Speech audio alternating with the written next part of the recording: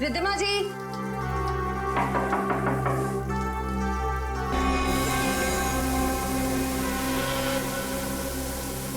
Sir यहाँ भी कोई नहीं है। सर ये देखिए सर, यहाँ पे खून भी लगा हुआ है।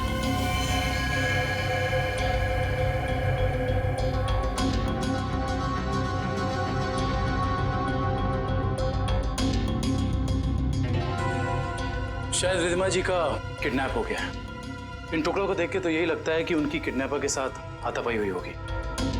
अंकित कहाँ है? बुलाओ उसे। अंकित बाबा तो आज सुबह घर से बाहर चले गए हैं। निखिल, अंकित को फोन लगाओ। इस कमरे में इतना कुछ हो गया और किसी को भनक तक नहीं लगी। फायदा क्या घर में इतनी सिक्योरिटी का? अच्छा ये बताओ कि खिड़की के पीछे की तरफ भी कैमरा लगा है ना? जी सर। मुझे उसकी फुटेज देखनी है।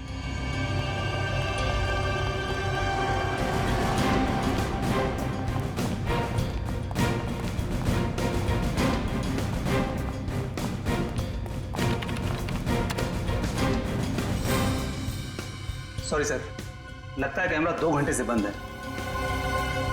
मतलब जरूर तुम में से ही किसी का काम है ये, जिसने खुना करने से पहले कैमरा बंद कर दिया। सर हम ऐसा क्यों करेंगे? कोई बाहर वाला यहाँ आके कैमरा बंद नहीं कर सकता। ये किसी अंदर वाले का काम है, समझे तुम? सर, यस सर, अंकित का फोन बंद आ रहा है। कहीं इस सब के पीछे अंकित का हाथ तो नहीं है?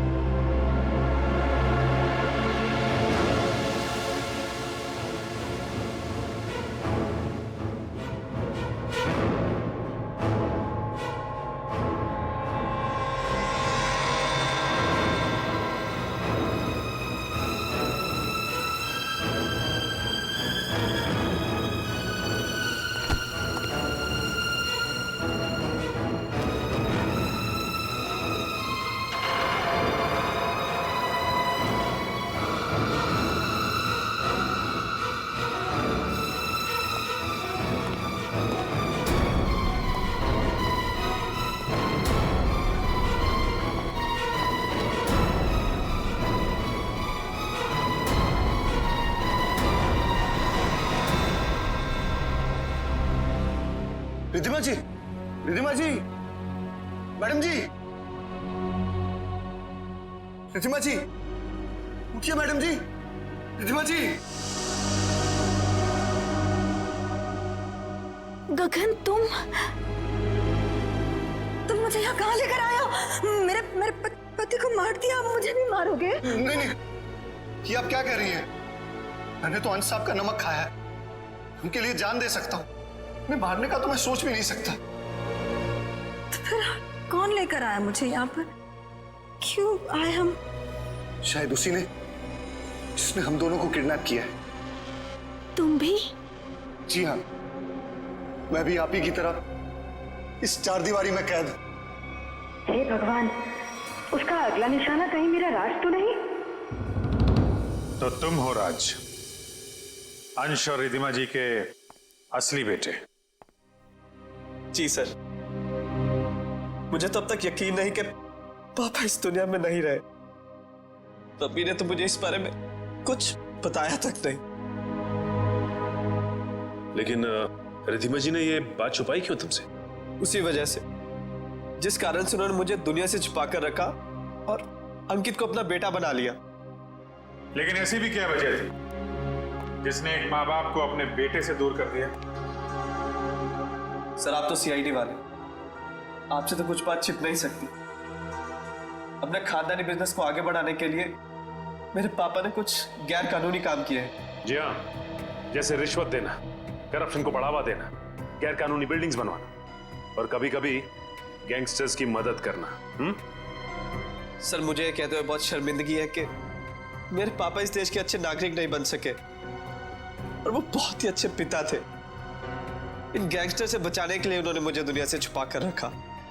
तो तुम्हारी सुरक्षा के लिए उन्होंने तुम्हें खुद से दूर कर दिया और गोद ले लिया अंकित को, ताकि कभी कोई तुम्हारे परिवार को नुकसान पहुंचाता तो निशाने पे अंकित होता, तुम नहीं। एग्जैक्टली। और जब ये बात अंकित को पता चली, उसका रवैया कुछ उखड़ सा गया। उसने मम्मी पापा की इज्जत करना बंद कर दिया। पिछले कुछ दिनों से तो वो पापा को ब्लैकमेल कर रहा था कि अगर उसे प्रॉपर्टी का आधा हिस्सा नहीं मिला तो वो ये राज पूरी दुनिया को बता देगा। सर हो सकता है शायद इसी वजह से अंश ने अंकित को मारने के लिए गगन से कहा। हाँ सर, हो सकता है कि गगन की वाइफ सच कह रही है। हो सकता है, और ये भी हो सकता है कि रिधिमा जी की किडनैपिंग में उनके गोद लिए हुए बेटे अंकित का ही हाथ हो। सर प्लीज मेरी मम्मी को बचा लीजिए। मैं पहले ही अपने पापा को खो चुका हूं, मम्मी को नहीं खोना चाहता। घबराओ मत, कुछ नहीं होने देंगे मेरी रिधिमा जी को। अंकित के पोस्टर पूरे शहर में लग चुके हैं, कोई ना कोई उसे जरूर देख लेगा। हेलो, कहाँ? चिंचोली क्रॉसिंग? आप कौन बोल रहे हैं? हेलो हेलो सर, गुमनाम कॉल आया, कह रहा था कि चिंचोली क्रॉसिंग पे मिलो, कुछ जरूरी बात करनी है। जरूरी बात करनी है? फिर तो मिलना पड़ेगा।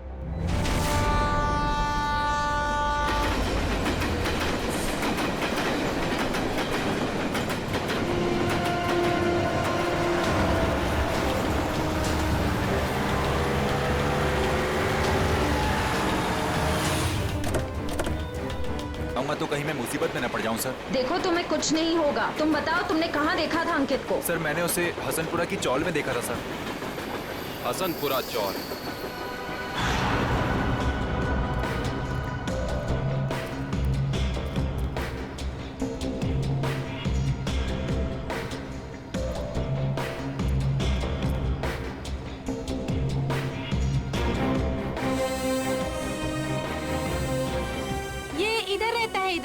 इधर। हाँ।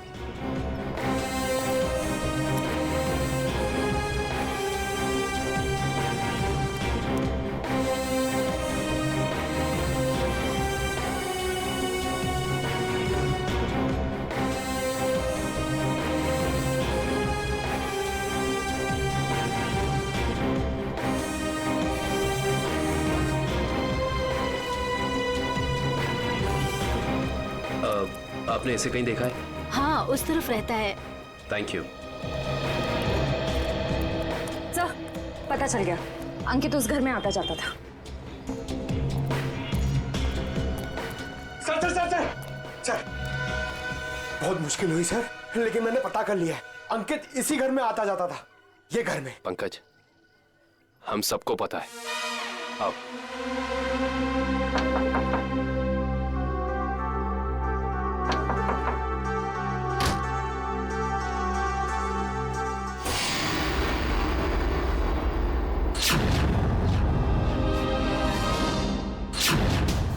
आप लोग? हाँ, हम लोग। सर यहाँ? हमें एक बॉडीगार्ड की जरूरत थी, तो सोचा क्यों ना तुमसे मिल लिया जाए। क्या मजाक करते हैं साहब? सीआईडी को कब से बॉडीगार्ड की जरूरत पड़ने लगी? जब से तुम जैसे बॉडीगार्ड गुनाह करने लग गए। जिस परिवार ने तुम्हें अपनी सुरक्षा के लिए रखा था, तुम उसे ही नुकसान पहुंचा रहे हो। ये क्या कह रहे हैं साहब आप? अंकित क्यों आता था यहाँ? अंकित बाबा यहाँ नहीं आए। हमसे झूठ बोलने का कोई फायदा नहीं है। सीआईडी से ना कोई बच सका है और ना बच पाएगा, इसलिए कह रहे हैं सब सच सच बता दो। हम जान चुके हैं कि अंकित अंशी का बेटा नहीं है। बताओ क्या सच है? बोलो क्या सच है? बताता हूँ। दरअसल में अंकित का असली बाप मैं हूँ। तुम? हाँ, अंश साहब मेरे बेटे को गोद लेना चाहते थे और मैं भी अपने बेटे के सुनहरे भविष्य के लिए उन्हें मना नहीं कर सका।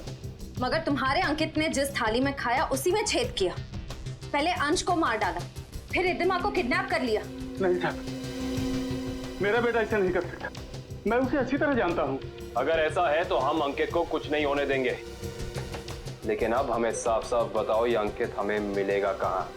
अंकित अपने दोस्त स्वाति के साथ है, ग्रीन सी लॉज में। ग्रीन सी लॉज।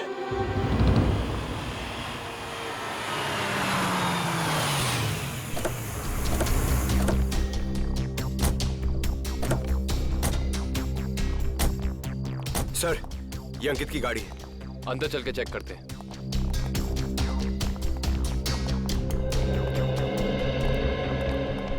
सीआईडी, उस सफेद गाड़ी में जो आए हैं वो कौन से कमरे में ठहरे हुए? Room number 113। Thank you. आओ।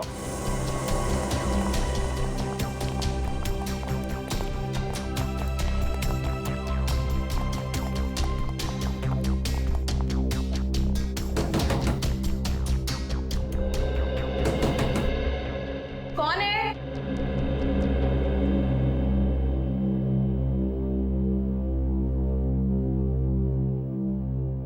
मैडम, हम रूम सर्विस से हैं। जरा खोलिए ना, चॉकलेट केक लाए हैं आपके लिए। मगर हमने तो केक नहीं मंगवाया। मैडम वो क्या है ना, हमारे होटल का 5वीं सालगिरह है, इसीलिए हम सबको चॉकलेट केक खिला रहे हैं। आप भी खाइए ना प्लीज। सीआईडी,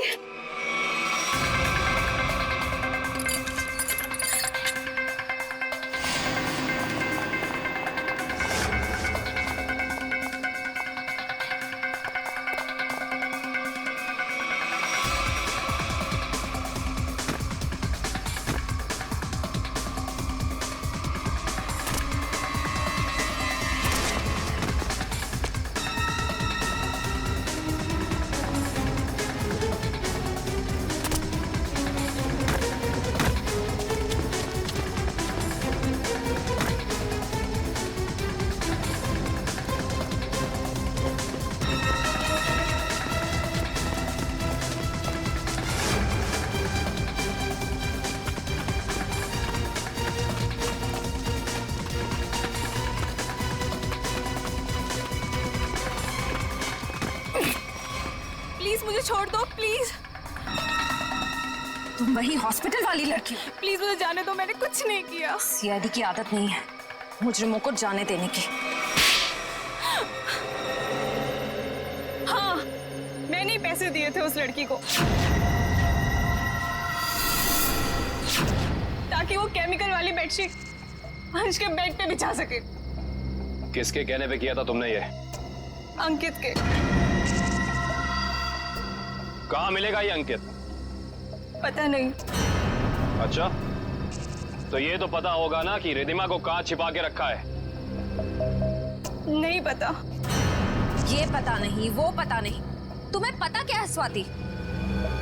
गगन कहाँ है ये पता है मुझे।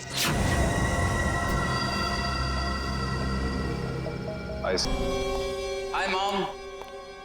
हाय गगन अंकल। आई होप सब ठीक तो है ना?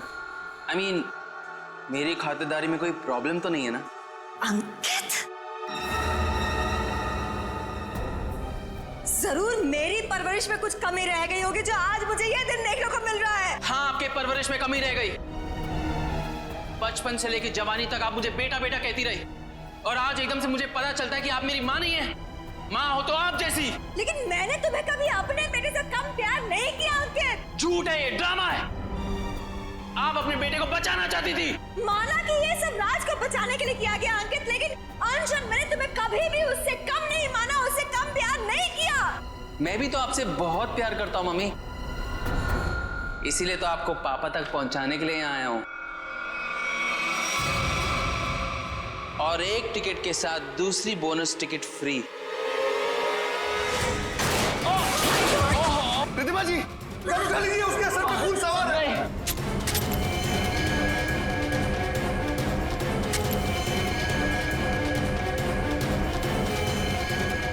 गगन, ये पकड़ो, पकड़ो। अरे शूट करो ना, गोली चलाओ ना, तो वो मार डालेगा। नहीं प्लीज, आगे मत आना। प्लीज नहीं। मार डालेगा हमको, मारो।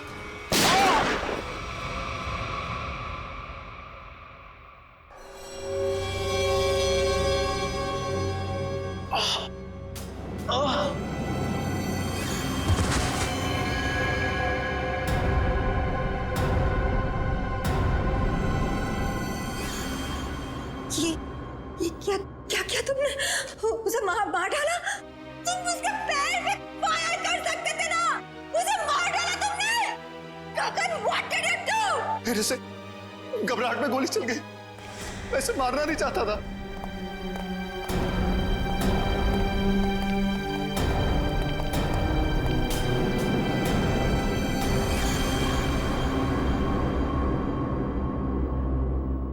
ये तो मर गया। क्या ये सब? हाँ? कैसे हुआ ये? मैं जानबूझ के नहीं मारा सर, मैं सिर्फ अपने आप को बचाना चाहता था। ये गगन सही कह रहा है, अगर हमने अपने बचाव के लिए इसे नहीं मारा होता तो ये हम दोनों को मार देता। हम समझ सकते हैं। श्रेया, इनके स्टेटमेंट रिकॉर्ड कर लो। आप लोग जाइए प्लीज इनके साथ में। चलिए।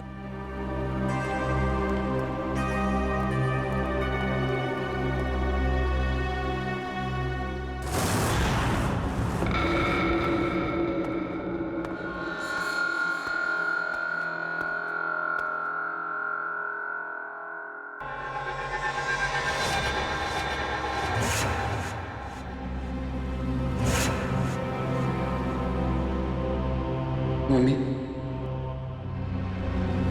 मम्मी, मम्मी,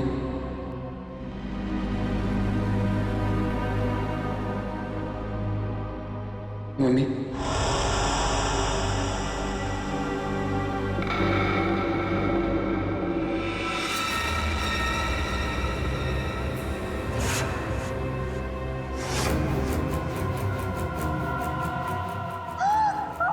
आपने मेरे साथ ऐसा क्यों किया? हमने मेरे साथ ऐसा क्यों किया मम्मी? क्यों मुझे धोखा दिया? क्यों मुझे धोखा दिया? क्यों मुझे मार दिया? क्यों मुझे मार दिया? बोलिए मम्मी, जवाब दीजिए। बोलिए मम्मी, जवाब दीजिए। क्यों किया आपने ऐसा मेरे साथ? क्यों किया आपने ऐसा मेरे साथ?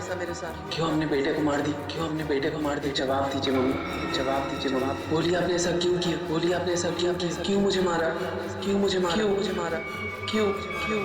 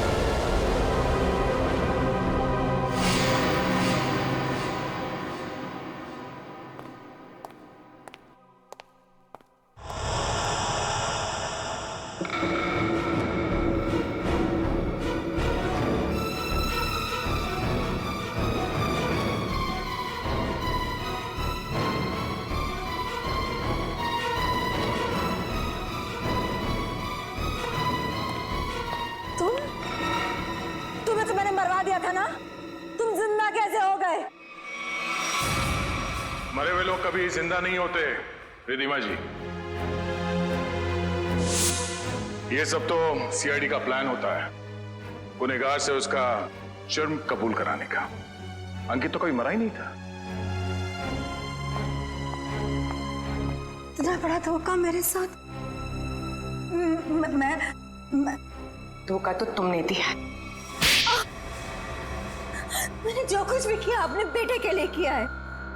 राज, तुम्हारे पापा तुम्हें अपने गैर कानूनी बिजनेस में शामिल करना चाहते थे, लेकिन मैंने तुम्हें हमेशा गुनाहों के इस साए से दूर रखना चाहा। माँ, मैंने कभी सपने में भी नहीं सोचा था तुम भी पापा की तरह इस तरह गुनाहों के दलदल में धंसी हुई हो। और इसीलिए इन्होंने पापा को मारने के लिए मेरी मदद ली थी और प्रॉपर्टी में 25% शेयर देने का वादा भी किया था। इस प्लान में तुम दोनों मिले हुए हो, इसके बारे में तुम्हारी दोस्त स्वाति ने हमें पहले ही बता दिया था।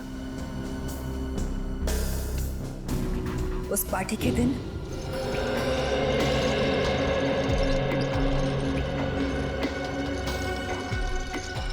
ओह माय गॉड, कितना ऑयली खाना लेकर जा रहे हो साहब के लिए? डॉक्टर ने परहेज के लिए कहा है ना। जाओ सैंडविच और जूस लेकर आओ, जाओ। मगर साहब ने? साहब तुम्हारे बॉस हैं, बट साहब की बॉस मैं हूँ। जाओ। जी मैम।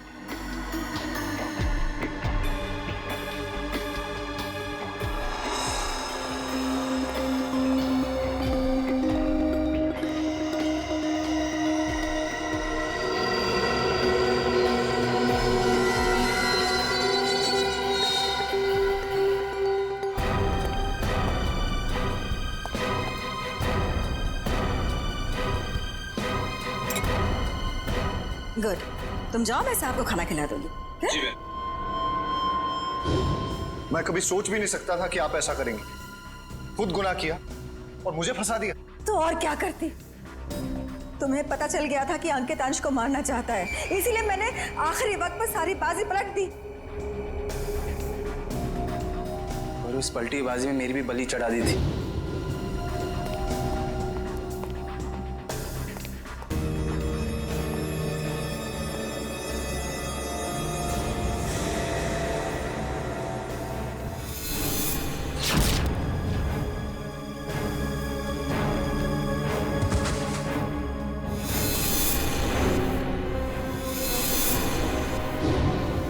मुझे पता चला कि गगन को तो पूरी सच्चाई पता ही नहीं है। उसे तो यही नहीं पता कि अंश की मौत में मेरा हाथ है, इसलिए मैंने सारा इल्जाम अंकित पर डाल दिया। राज, मैंने ये सब तुम्हारे लिए किया बेटा। गुनाहों पे ममता की चादर ओढ़ देने से तुम्हारे पाप धुल नहीं जाएंगे मैडम। आप दोनों का फैसला अदालत करेगी। ये क्या? आग! रघु, मंगेश, जल्दी आओ, यहाँ पे आग लगी है, पेशेंट जला है, जल्दी आओ, फायर एक्सटिंग्विशर लेके आओ, जल्दी करो, जल्दी लेके आओ, जल्दी जल्दी जल्दी करो, जल्दी।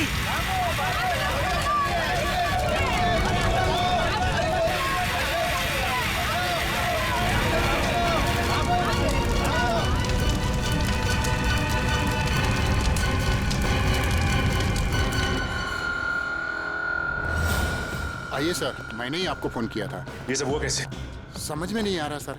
देखते ही देखते पेशेंट को कैसे आग लग गई। प्लीज हटिए आप लोग।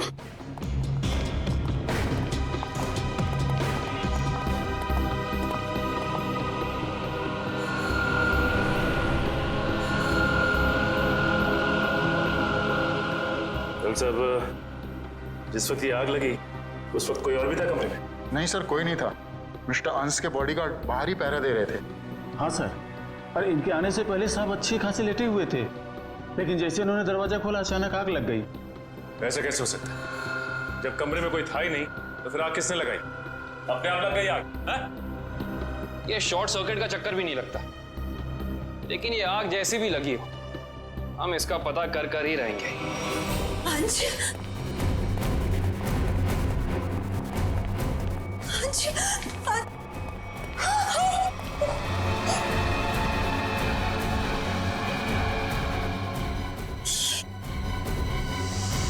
सर, मिस्टर अंश की वाइफ और बेटा। अंश को आग कैसे हो गया ये सब?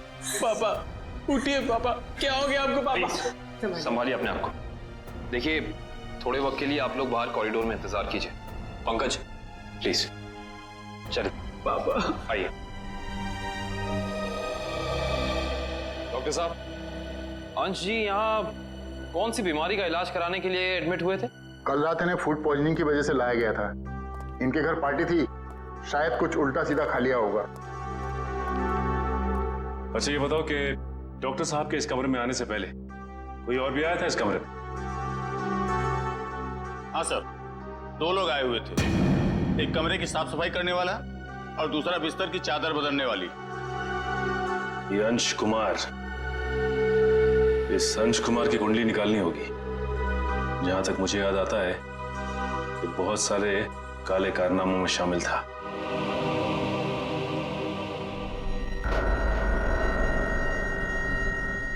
पंकज, रिधिमा और अंकित को घर भेज दिया? हाँ सर, बहुत रो रहे थे बेचारे।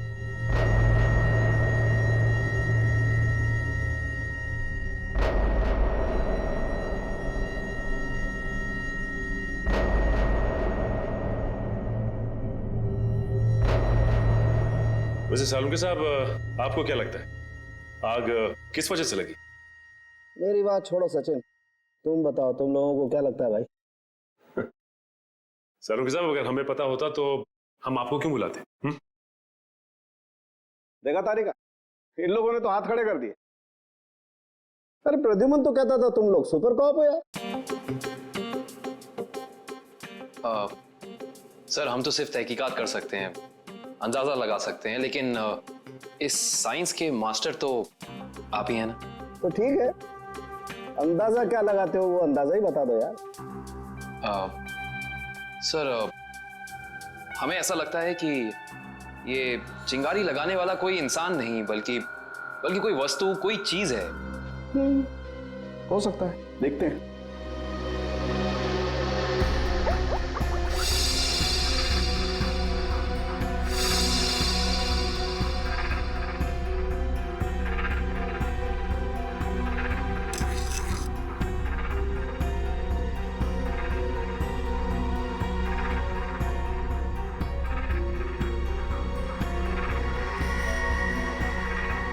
ये बात है। क्या बात है सर? अंश की इस चमड़ी के टुकड़े पर मुझे 2 किस्म के केमिकल मिले। एक का नाम कोजू और दूसरे का चिलिंगफी। कोजू और चिलिंगफी? ये केमिकल के नाम या कोई चाइनीज रेस्टोरेंट के? पंकज, मजाक में। और ये दोनों केमिकल जब आपस में मिल जाते हैं तो एक तीसरा केमिकल बनता है जो बहुत ही आसानी से आग पकड़ लेता है अगर उसे एक निश्चित मात्रा से ज्यादा ऑक्सीजन मिल जाए तो। और जैसे ही डॉक्टर साहब ने इस कमरे का दरवाजा खोला, यहाँ का ऑक्सीजन लेवल बढ़ गया और अंश का शरीर खुद ब खुद जलने लगा। इसका मतलब अंश की बॉडी पे ये केमिकल हॉस्पिटल के किसी अंदर वाले ने लगाया है। अंदर वाले ने। देखिए, आप बेवजह हम पर शक कर रहे हैं। हम भला अपने मरीज की जान क्यों लेंगे? डॉक्टर साहब, हम भी यही जानना चाहते हैं कि आपने किसके कहने पे वो केमिकल अंश की बॉडी पे लगाया? देखिए, मैंने मिस्टर अंश को छुआ तक नहीं। मैं तो एक एक दवाइयां उनके बॉडीगार्ड के सामने देता था। अगर आपने नहीं छुआ तो किसने किया है? किसने स्पंज बाथ दिया उसे? देखिए, मिस्टर अंश यहाँ पर फूड पॉइजनिंग के इलाज के लिए आए थे, तो स्पंज बाथ देने का तो सवाल ही नहीं उठता। मैं कह रहा हूँ ना कि हम में से किसी ने भी उनकी बॉडी के ऊपर कोई केमिकल नहीं लगाया। अच्छा, तो आप ये कहना चाहते हैं कि डॉक्टर सालुंके गलत कह रहे हैं? जी नहीं, मैं ये बिल्कुल नहीं कह रहा हूँ। मैं सिर्फ इतना कह रहा हूँ कि मैंने या मेरे किसी भी स्टाफ ने उनकी बॉडी के ऊपर कोई केमिकल नहीं लगाया है। 2 लोग आए हुए थे, एक कमरे की साफ सफाई करने वाला और दूसरा बिस्तर की चादर बदलने वाली। माय गॉड, कहीं वो केमिकल उस चादर पे तो नहीं लगा हुआ था जो अंश के कमरे में बिछी हुई थी? डॉक्टर साहब, ये सारी बेडशीट कहाँ रखी जाती? देखिए सर, यहाँ पर सारे रूम नंबर्स लिखे हुए हैं और उस कमरे के रूम के अनुसार वहाँ की बेडशीट और बाकी का सामान रखा हुआ है। सर, ये अंश के रूम का लॉकर है।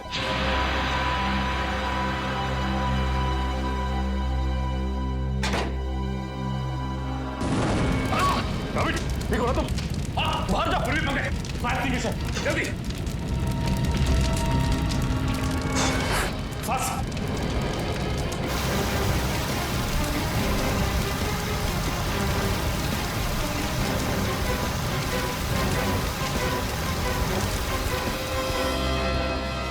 हमें लगता है थोड़ा केमिकल रह गया था इसमें। सही कह रहे हो सचिन, अब तो इस लॉकर को बाहर निकालना ही पड़ेगा। आप लोग भी थोड़ा पीछे रहिए।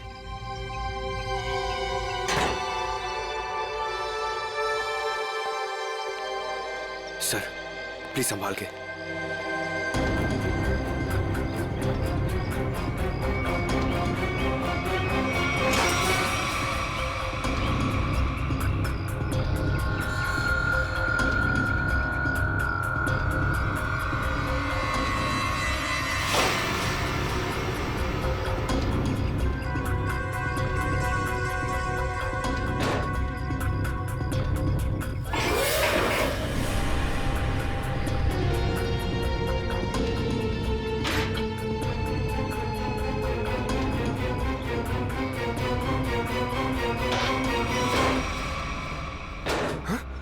सर ये क्या, आपकी बार तो आग ही नहीं लगी?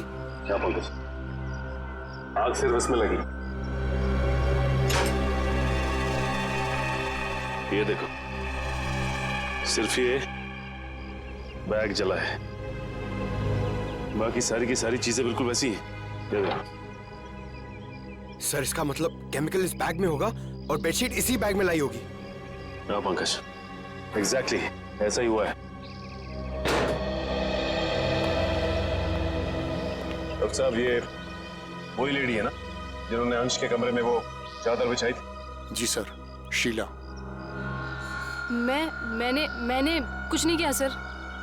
मैं इन केमिकल्स के बारे में जानती तक नहीं हूँ। ज्यादा भोली मत बनो। अंश के कमरे की चादर तुमने ही बदली थी ना? बदली थी, मगर क्या?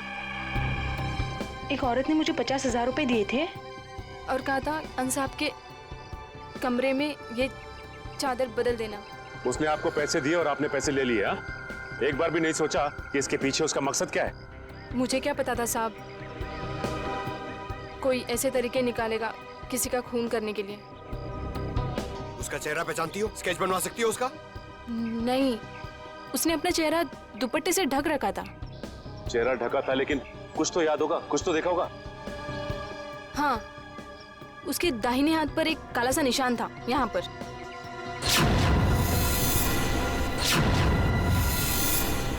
ठीक है, आप लोग जा सकते हैं। जी सर। अंश को फूड पॉइजनिंग हुई उसके घर पे, जिसके बाद वो हॉस्पिटल में एडमिट हुआ। और कमाल की बात है कि हॉस्पिटल में आने के बाद वो जल के मर गया। कुछ तो गड़बड़ है।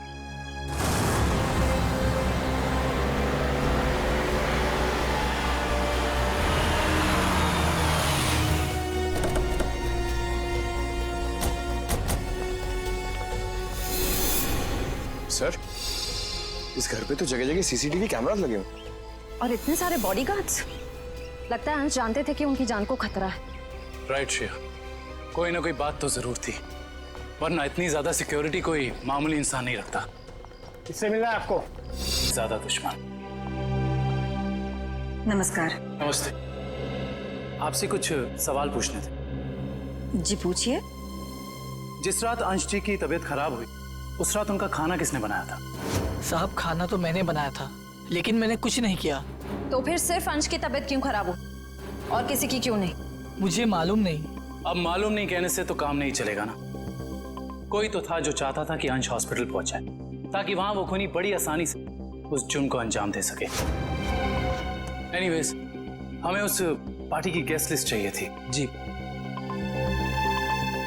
गोपी पिछले 5 साल से उनका खाना बना रहा है, ये ऐसा कुछ नहीं कर सकता।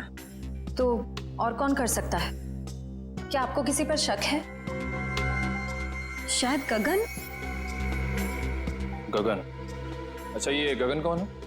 पापा का बिजनेस मैनेजर था। अभी कुछ दिन पहले उसे नौकरी से निकाल दिया था।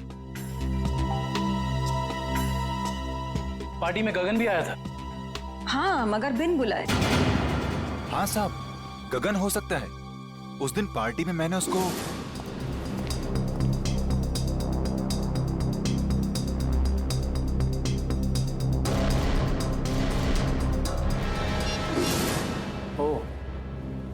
तो अंश गगन पे चिल्ला रहे थे? हाँ साहब, पर म्यूजिक की आवाज बहुत तेज थी। मैं समझ नहीं पाया कि साहब गगन को क्यों डांट रहे थे। मगर अंश ने गगन को नौकरी से क्यों निकाला था? पता नहीं, मगर जरूर कोई बड़ी बात रही होगी जो उन्होंने अपने 10 साल पुराने एम्प्लॉय को एक ही झटके में काम से बाहर निकाल दिया। गगन को नौकरी से क्यों निकाल दिया था, इसका जवाब ढूंढना होगा। क्या अंशी की मौत हो गई है? जी हाँ, और हमें शक है कि उनकी मौत में आपके पति गगन का हाथ है। ये क्या कह रहे हैं आप? गगन अपनी जान दे सकते हैं, पर वो किसी की जान लेने की कभी सोच भी नहीं सकते। सोचा नहीं, बल्कि कर दिया। बहुत ही लंबी चौड़ी प्लानिंग के साथ गगन ने अंश को हॉस्पिटल में ही जला दिया। आपको कुछ गलतफहमी हुई है, गगन ऐसे नहीं है। वो ऐसा नहीं है तो कैसा है, वो तो उनसे मिलने के बाद ही पता चलेगा। वो कब तक वापस लौटेंगे? मुझे नहीं पता। मैंने पुलिस स्टेशन में उनके गुमशुदा होने की रिपोर्ट भी लिखवाई है। कल से वो गायब है।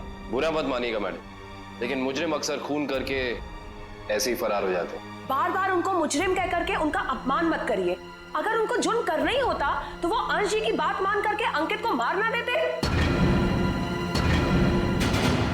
एक मिनट, क्या क्या कहा आपने? अंश जी ने गगन को अपने बेटे अंकित का खून करने का काम सौंपा था, पर गगन ने साफ इनकार कर दिया और इसी वजह से उन्होंने गगन को नौकरी से निकाल दिया। ओह, तो इस वजह से गगन को नौकरी से निकाल दिया गया। और कोई बाप अपने ही बेटे को मरवाना क्यों चाहेगा? सर नहीं सर, ऐसा नहीं हो सकता। आप प्लीज कह दीजिए झूठ है। मेरे पापा मुझे मारने की प्लानिंग कभी कर ही नहीं सकते। हम जानते हैं ये बात आप लोगों के लिए काफी धक्का पहुंचाने वाली है। गगन की पत्नी झूठ बोल रही है। अपने पति को बचाने के लिए कुछ भी मनगढ़ंत कहानी बना रही है वो। अंश जैसा पिता अपने इकलौते बेटे को मारने की कैसे सोच सकता है?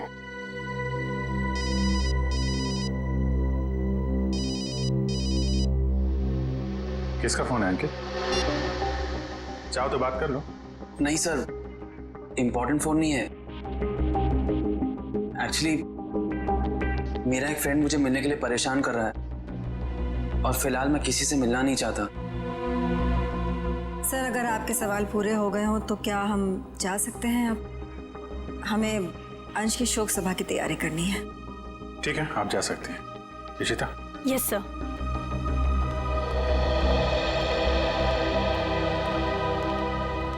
सर, जब अंकित का फोन बज रहा था तब उसका रवैया कुछ अजीब सा नहीं हो गया? लग तो रहा था कुछ छुपा रहा है। नजर रखो इस पे।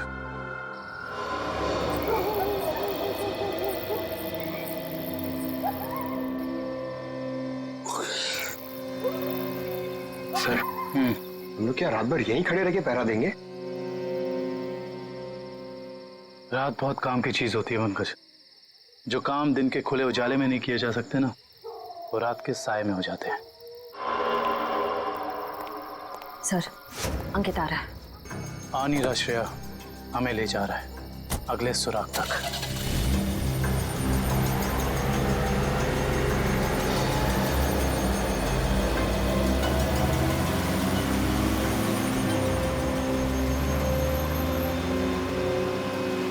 Let's go.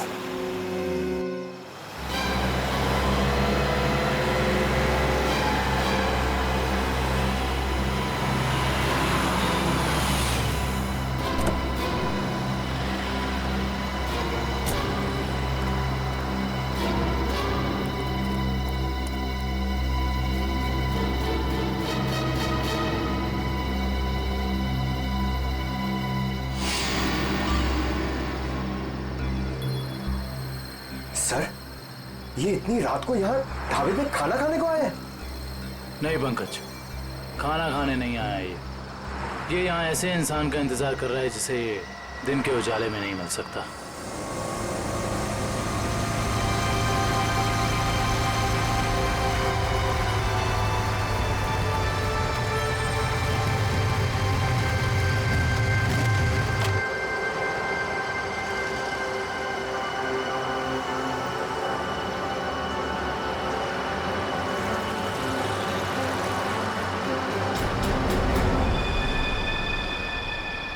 सर, मैंने तो सोचा ये लड़का होगा, ये तो लड़की निकली।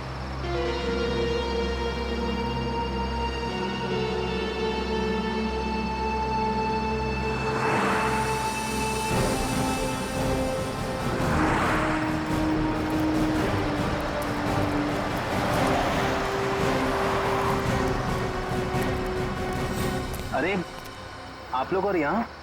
हाँ, हम बहुत मेहनत करें आपके पापा के खूनी को ढूंढने की। वैसे ये कौन है? ये स्वाति, मेरी बेस्ट फ्रेंड है। हाँ, वो तो हमने देख ही लिया है। देखिए आप लोग प्लीज मेरी मम्मा से मत कहिएगा कि मैं इससे यहाँ मिला हूँ। क्यों? वो आंटी मुझे इतना पसंद नहीं करती। क्यों पसंद नहीं करती? मालूम नहीं, पर नहीं करती। और उनके गुस्से से मुझे बहुत डर लगता है। ठीक है, नहीं बताएंगे। सब बचपन से ही मुझे प्रिंसिपल ऑफिस के बाहर खड़े होने में बड़ा डर लगता था। कभी सोचा नहीं था कि सीआईडी का काम मुझे एक बार फिर यहीं ले आएगा। काफी शरारती बच्चे थे तुम, इसलिए प्रिंसिपल के कैबिन के बाहर खड़े कर दिए जाते थे। हैं? बस यूं ही कभी कभी टीचर पनिश कर देते थे। आइए, आपको प्रिंसिपल साहब ने अंदर बुलाया। हेलो। हेलो। सॉरी आप लोगों को इंतजार करना पड़ा। That's okay. हम यहाँ अंकित कुमार नाम के एक स्टूडेंट के बारे में कुछ जानकारी हासिल करने आए हैं। अंकित कुमार? तो वो तो बहुत ही ब्राइट स्टूडेंट है इस कॉलेज का। पढ़ाई लिखाई, खेल कूद, डिबेट, ड्रामा, हर चीज में वो नंबर 1 रहता है। अच्छा, इतना होनहार है वो? हाँ, बल्कि इस बार कॉलेज का स्टूडेंट ऑफ ईयर अवार्ड भी तो उसे ही मिला है। ये देखिए, ये नहीं उसकी फोटो। इसमें अंकित कुमार कहाँ है? यही तो है। ये नहीं, आपको कोई गलतफहमी हो रही है। हम लोग अंश कुमार के बेटे अंकित कुमार के बारे में बात कर रहे हैं। हाँ हाँ, यही तो है, अंश कुमार और रिद्धिमा का बेटा। सर, अगर ये असली अंकित है तो फिर वो कौन है? जो कोई भी है, उसके इरादे ठीक नहीं है। और रिद्धिमा जी ने हमें उसके बारे में बताया क्यों नहीं? रिद्धिमा जी कहाँ हैं? मैडम अपने कमरे में हैं। आइए।